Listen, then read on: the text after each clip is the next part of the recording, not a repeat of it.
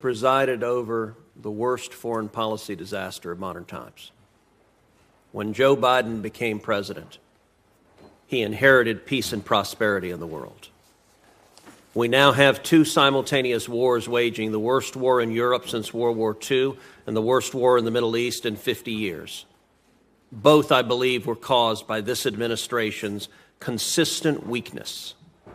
And indeed, your foreign policy is precisely backwards from what a rational American foreign policy should be.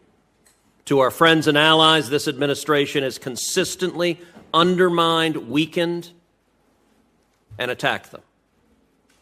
And to our enemies, this administration has shown constant appeasement and indeed has flowed billions of dollars to the enemies of America who want to kill us. Senator Barrasso asked you about Ibrahim Raisi. Your State Department put out a statement sending condolences for his death. Mr. Secretary, is the world better today now that Raisi is dead?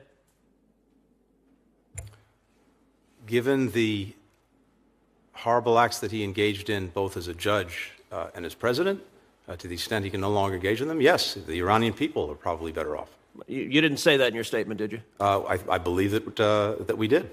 And certainly our spokesperson... Today, the United Nations is flying their flag at half-staff to mourn the death.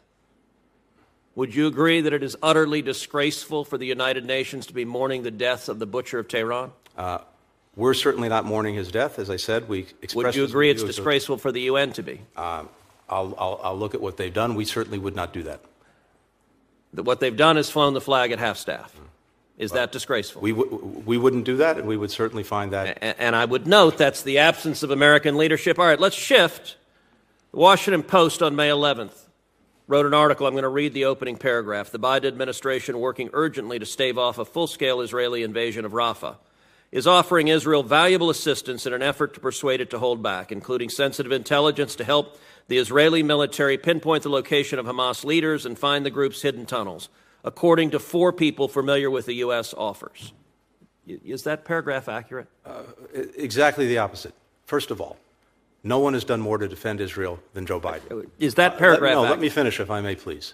He was there right after. I'm not interested in a campaign speech. I have limited time. Is the paragraph in the Washington Post accurate? As you read it, no. To the contrary, we're providing everything we possibly can to Israel to help them find. So the 4 sources that briefed the Post, and by the way, briefed multiple other media outlets, they were lying? Absolutely.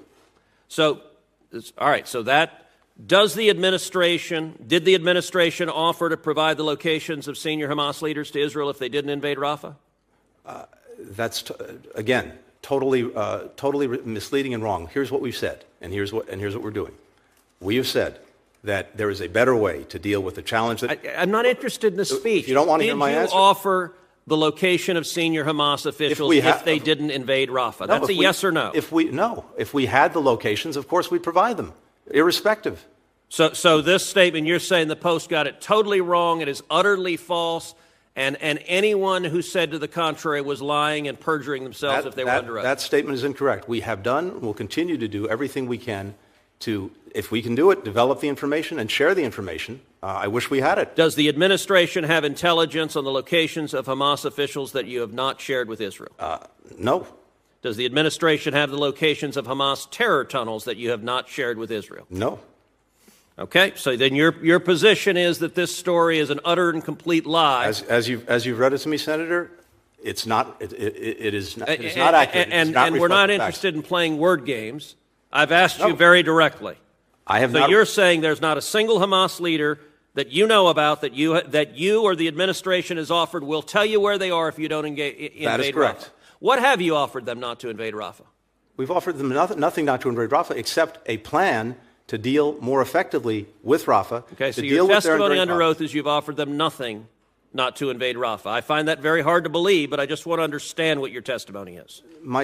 I'll be very clear. We have told them, we've been engaged in a long conversation with them about the most effective way to deal with the problem we agree must be dealt with. They are quite aware you disagree with their plan to kill the Hamas terrorists because you and the president have vocally said it. And to be clear, your State Department on the morning of October 7th, sent out a tweet telling Israel not to engage in military retaliation. I called you out at 3 in the morning, and you deleted that tweet. The next day, you personally, on October 8th, sent a tweet saying you'd spoken with the Turkish foreign minister and Israel should not retaliate. From the very beginning, the Biden administration has consistently at every stage told Israel, and by the way, when I called your tweet out, you deleted it again. At every stage, you have been telling Israel, do not kill the terrorist, and that has been from day one. Senator, I was in Israel 5 days after October 7th. I've been there 7 times since.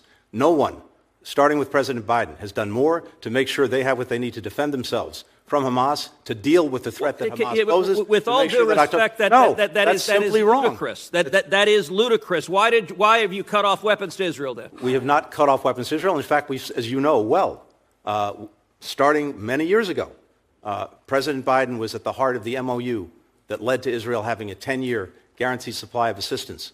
When you became Secretary of State, how much oil was Iran selling a day? I'll have to come back to you on any numbers. I don't have the numbers. You don't know. It doesn't surprise me you don't know. It was about 300,000. How much oil is Iran selling today? We've applied sanctions against more than 200 entities that are engaged in petrochemicals. How much oil? You can tell me. I'm sure. Don't filibuster. You know. I'm not filibustering. How much oil are they selling today? Do you know? You tell me.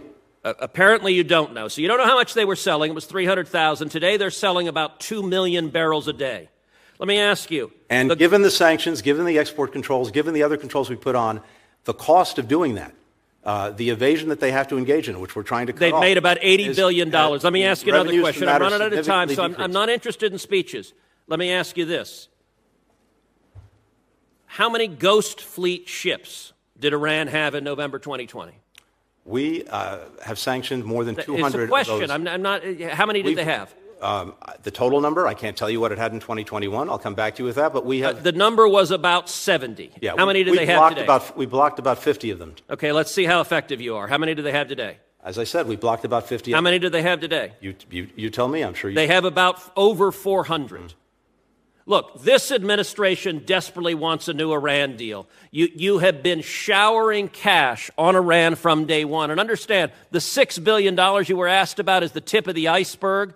By refusing to enforce oil sanctions, we have seen Iran's oil sales go from 300,000 barrels a day when you got into office to over 2 million barrels a day today. That's $80 billion. 90% of Hamas's funding comes from Iran in a very real sense. This administration, you and President Biden, funded the October 7th attacks by flowing $100 billion to a homicidal, genocidal regime that funded those attacks. That statement is profoundly wrong. Why? I'm not even going to humor it. I think it's a disgraceful statement. Why? We have gone at Iran repeatedly with more than 600 sanctions applied against different persons. Then why are they selling 2 million barrels a day as compared to 300,000? They are working hard to do what they can to get around the sanctions. So just the prior administration had tools you didn't have, they were more effective, or maybe they just weren't desperate to cut a deal with Iran. And we continue every single day to go at them. You are refusing to address the facts. I'm not. Then why are they selling 2 million barrels a day? Because they're determined to try to do that. We're determined to cut them off. They weren't determined when Trump was president? They were determined. And, of course, unfortunately, we also had their nuclear program in a box. No fissile material being produced. Okay, you're not answering the question. You're filibustering another topic. Senator Cruz, you get the last word. You get the last word. I feel like.